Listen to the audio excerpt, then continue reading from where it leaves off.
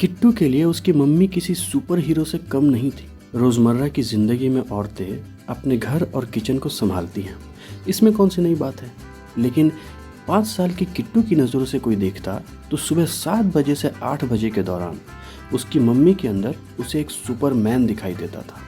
जब घर के सारे लोग कंचन पर एक साथ धावा बोलते थे, हस्बैंड को ऑफिस जाने के लिए टाइम नहीं मिलती थी, नीरज को अपना टिफ़िन चाहिए होता था, दादाजी को अपनी चाय और दादी जी को ये याद नहीं आता था कि उन्होंने अपनी पान बनाने की डिबिया कहाँ रखी है। इन सब के बीच कंचन की बेटी अपनी मम्मी को यहाँ से वहाँ हाथ में बेलन लिए भागता देखती तो उसे लगता कि एक एक्शन फिल्म चल रही है। उसे भी अपनी मम्मी की इस लड़ाई में एक छोटा सुपर हीरो बनकर उसका साथ तो देना चाहिए। लेकिन ये हो कैसे? मम्मी के पास तो रोटी बनाने के लिए बेलन और तवा था, खाना पकाने के लिए गैस स्टोव और सबको खाना सर्व करने के लिए किचन का पूरा सेट था। अगर किट्टू को भी अपनी मम्मी की तरह सुपर हीरो बनना है तो उसे भी ये शक्तियाँ, ये हथियार चाहिए होंगे।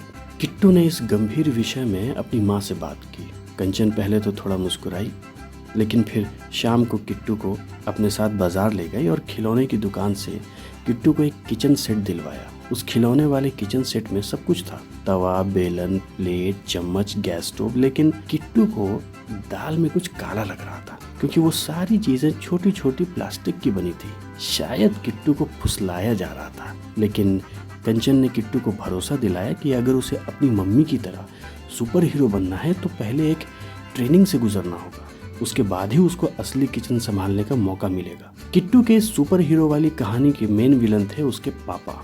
अगर किट्टू अपनी कहानी की शक्तिमान थी तो उसके पापा थे तमराज किल्विश। किट्टू अगर आयरन मैन थी तो उसके पापा थैनोस।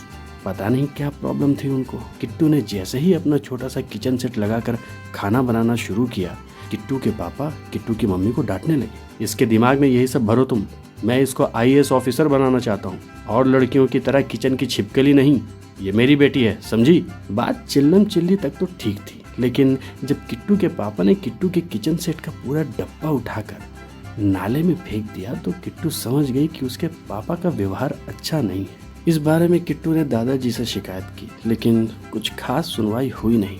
दादी ने भी अपना पान बनाते हुए किट्टू को बस इतना ही कहा, तेरा बाप बचपन से ही नालायक है बेटा, जाने दे, मैं तेरे लिए गुड़िया ला दूंगी। जगन्नाथ शर्मा यानी किट्टू के पापा ने जिस नाले में उस किचन सेट की अस्थियां बहाई थी, वो नाला उनके घर के पीछे ही बहता था। शाम को छत पर खड़ी होकर किट्टू उस बहते हुए नाले को देख रही थी और सोच रही थी, ये नाला जहाँ तक जाता है वहाँ तक जाऊंगी और अपना किचन सेट वापस लेकर आऊंगी। शाम के 7 बज रहे थे जब किट्टू उस बहते हुए नाले की डायरेक्शन की तरफ चल पड़ी।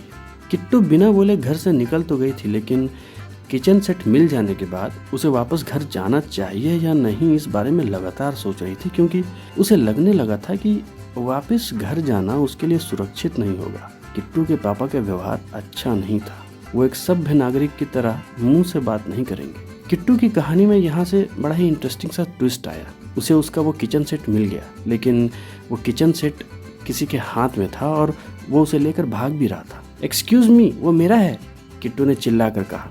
कमाल की बात यह थी कि किट्टू के कहने पर वो बंदर रुक भी गया।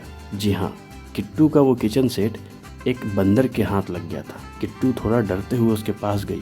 वो मेरा है, किट्टू ने फिर से कहा और इतने कमांडिंग टोन में कहा कि वो बंदर भी कंफ्यूज होकर चुपचाप खड़ा रहा और अपने हाथ में लिए उस किचन सेट को देखने लगा।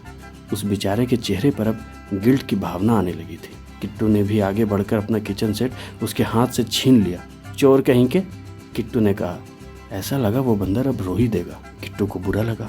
उस बंदर की मासूमियत पर उसका दिल पिघल गया। किट्टू ने फिर उस बंदर को सिर्फ सॉरी ही नहीं बोला, बल्कि अपने उसी किचन सेट से उसने खाना पका कर भी दिया, घास की सब्जी और कागज की रोटी। अब न जाने वो बंदर था या गधा था, उसने खा भी लिया और साथ में अपने बंदरों के पूरे परिवार को बुला लाया। किट्टू ने बैठकर अपने उसी किचन सेट से उन सबके लिए भी खाना बनाया और सारे बंदरों ने खा के उल्टी भी की। लेकिन किट्टू और उन बंदरों को बड़ा मजा आ रहा था। रात के 10 बज गए थे। जब किट्टू वापस अपने घर पहुंची तो रोने धोने का सारा प्रोग्राम खत्म हो चुका था। किट्टू की माँ 2 बार बेहोश होकर उठ भी गई थी। किट्टू के पापा ने पुलिस कंप्लेंट कर दी थी और पूरे खानदान में पता चल गया था कि किट्टू लापता है। मगर इन सब चीज़ों में किट्टू को एक बात पता चली, उसके पापा का व्यवहार इतना भी बुरा नहीं था। गुस्सा होने की बजाय वो किट्टू को गले लगाकर रो रहे थे। लेकिन फिर जैसे ही किट्टू ने अपने किचन सेट और उन बंदरों के बारे में बताया तो उसके पापा फिर से बुरा व्यवहार करने लगे। फिर से किट्टू का किचन सेट नाले में फेंक दिया। लेकिन अगले ही दिन कुछ ऐसा हुआ जो जगन्नाथ शर्मा ने अपने सपने में भी नहीं सोचा होगा। किट्टू के सारे दोस्त इकट्ठा होकर जगन्नाथ शर्मा के घर के बाहर आ गए। घर के बाहर बंदरों का पूरा हुजूम लग गया था। कुछ घर के सामने वाले बागीचे में थे, कुछ घर की चौखट पर, कुछ जगन्नाथ शर्मा की गाड़ी के बोनट पर, तो कुछ घर की छत के ऊपर चढ़ने लगे थे। किट्टू के मम्मी पापा जल्दी से घर के छत का दरवाज़ा बंद करने के लिए भागे तो उन्होंने देखा कि किट्टू पहले से ही छत पर उन बंदरों के लिए कागज़ की रोटी बना रही थी। वो बंदर किट्टू का किचन सेट अपने साथ लेकर आए थे। कंचन बुरी तरह डर गई थी। बेटा अंदर आ जाओ, कंचन ने दूर से ही कहा। किट्टू पलट कर मुस्कुराई और उसने कहा, मम्मी पापा आप लोग भी आ जाओ, ये सारे मेरे दोस्त हैं, मेरे साथ घर घर खेलने आए हैं, ये बिना खेले नहीं जाएंगे। उस दिन जगन्नाथ शर्मा को भी किट्टू और उसके बंदरों के साथ घर घर खेलना पड़ा था ताकि वो बंदर जहाँ से आए थे वहाँ वापस चले जाएं। तो ये थी किट्टू की कहानी दोस्तों। मिलेंगे एक नई कहानी के साथ। आपसे गुजारिश बस इतनी है कि अगर आपके जानने में कोई ऐसा इंसान है जिसे मेरी कहानियाँ अच्छी लग सकती हैं तो उन्हें फॉरवर्ड ज़रूर कीजिएगा, क्योंकि आपके करीबी लोग आपके कहने पर मेरी कहानी एक बार सुनेंगे ज़रूर। आपका बहुत बहुत शुक्रिया दोस्तों। ऊपर वाला आपको अच्छी सेहत दे, दिल की खुशी और उमंगी दे। आमीन।